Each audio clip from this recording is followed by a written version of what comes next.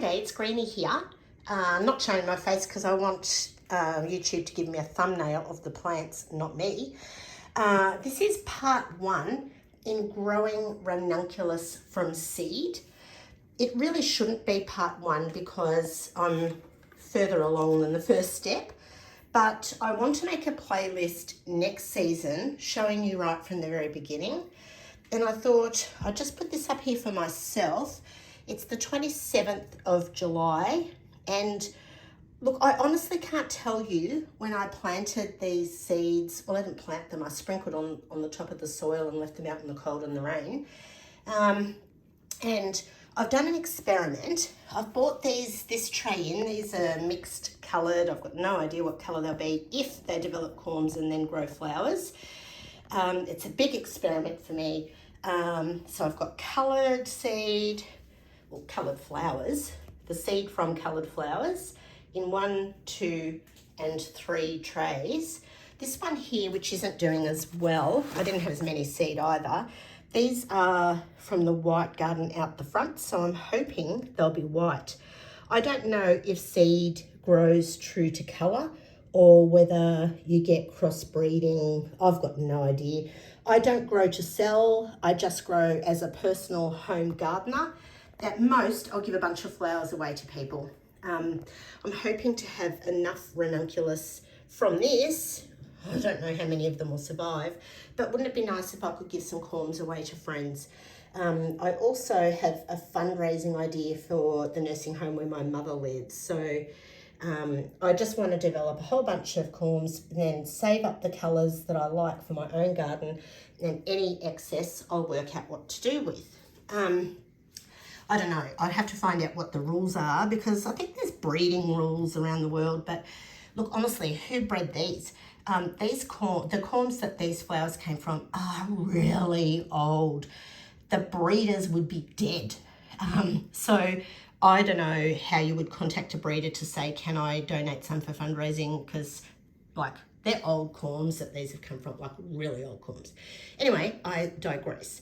So I just want to tell you what I did. Honestly, if I was showered up and brushed my hair, I'd turn the camera around and try and get my face in this. You're just going to have to look at seedlings the whole time. So I waited until the weather forecast did not have 20 degrees Celsius or more for the 10 days that my phone shows me.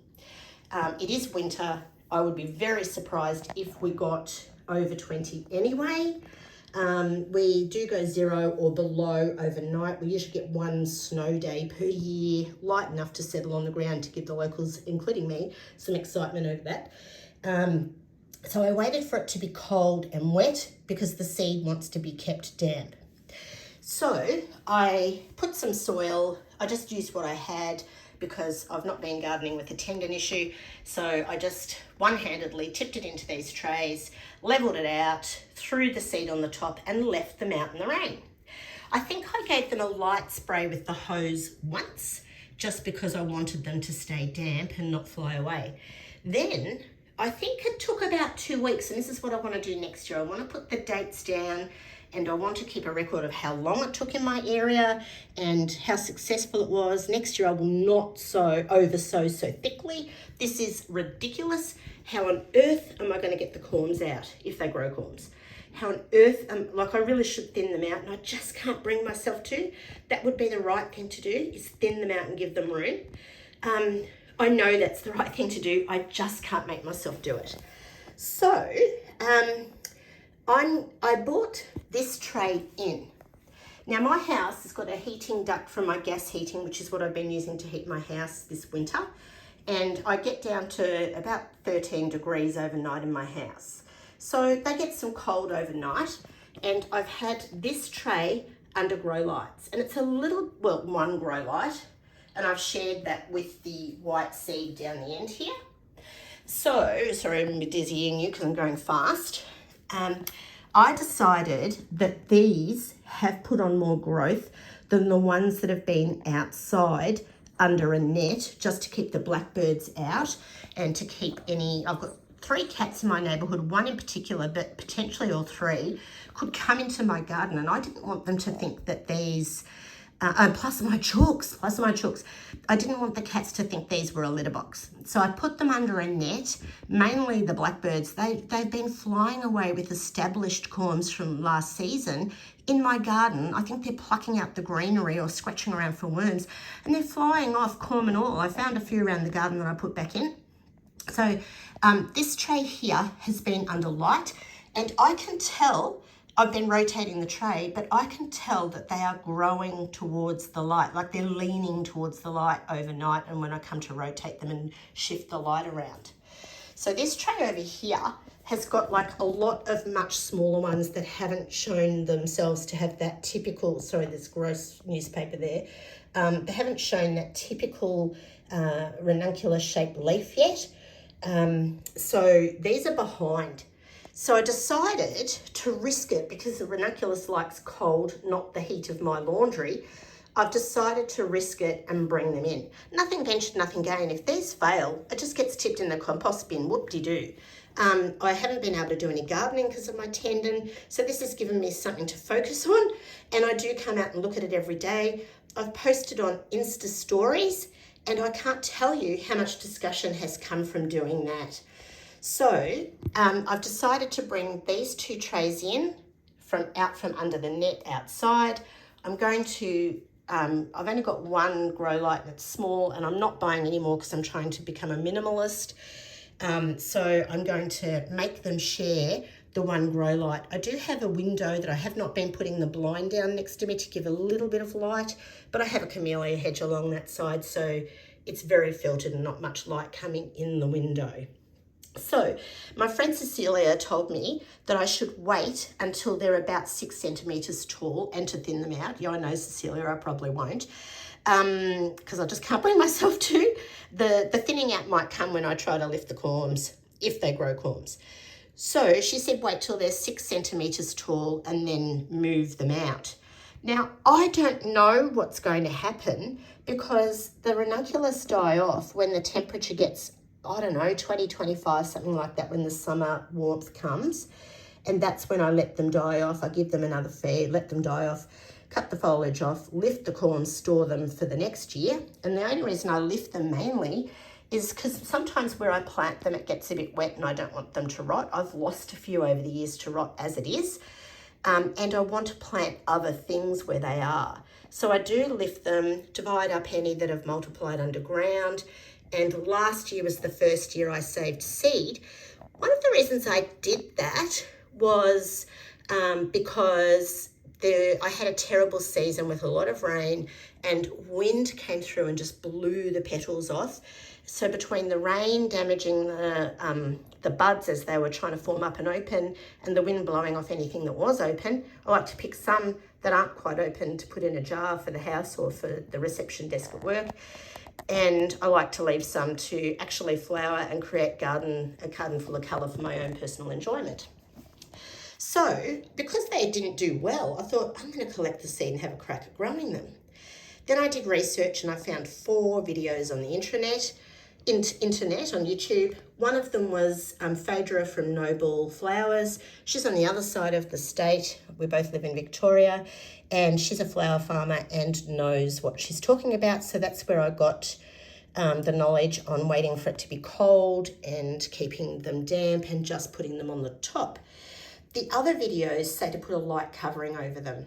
I listen to Phaedra because she's a Victorian. She's got a similar climate to me, and this has worked with little effort.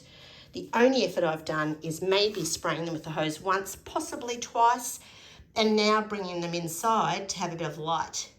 Now what I have got, and there's one flying around under the light now, is I think they are fungus gnats. Now I have got 110 houseplants. I do not want a fungus gnat infestation. So I've been trying to manage that in here. Look, there's one on the wall. I think they're fungus gnats, and if they're not, I still don't want them living in my houseplant. So I'm going to keep the laundry door shut and I have come in, and this is not what I would usually do. I've given a light fly spray mist over the top, and that has been taking care of the gnats, and I've been doing that every day because there'll be a 2-week breeding cycle if they are fungus gnats. So this will be part 1 of a ranunculus series. Oh, I can't do that right-handed. I'll have to switch to the left. I have got a little spray bottle with very diluted fertilizer because ranunculus are hungry. Oh, these probably don't need much of a spray because they're wet from being outside. This one, on the other hand, will be drier, but I think the soil has been a bit too moist and I don't want the roots to rot and I don't want any forming corms to rot.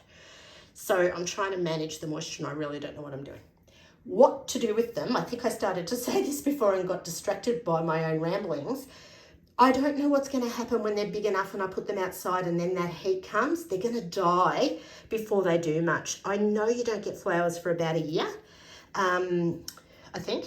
I'm finding this out for myself and for my area and whatever. I'm learning. What if they all die off? I just don't know. If they develop a corm, it'll be fine. If they don't, I don't know what I'll do. So we're going to find this out together. Now, I've tried to talk really fast to make the video short and I'm at 11 minutes. So I'm actually going to finish up and I probably won't make another video. I might put some stuff up on Insta stories, but I probably won't make another video until I want to lift one out. And I've been plotting and scheming as to how I can do that. I think I might use a nail file because it's not too sharp to cut roots. And I might just tease the soil back from around them when they get to Cecilia's recommended 6 centimetres, and see if I can just get my fingers down under the soil a little and pull them out without damaging too much of the roots or any corm that's coming. And that in itself might be a thinning action for the rest, and I expect to lose some beside the ones I pull out. So Cecilia has grown from seed before when she was doing fundraising at a school. I think they grew them and other things as a fundraiser. So I appreciate her pearl of wisdom that she shared with me. She's one of the people that's been commenting on my Insta stories, which also go to Facebook. So I'm learning and I just thought, let's do this properly. So July 27th, and I can't tell you when I put these in, but I think they took 2 weeks to germinate. We'll find that out next season if I can do a series with dates and number of days to have something happen. Anyway, thanks for looking at ranunculus seed the whole time while I rambled, and I will talk to you soon. Hooroo, bye.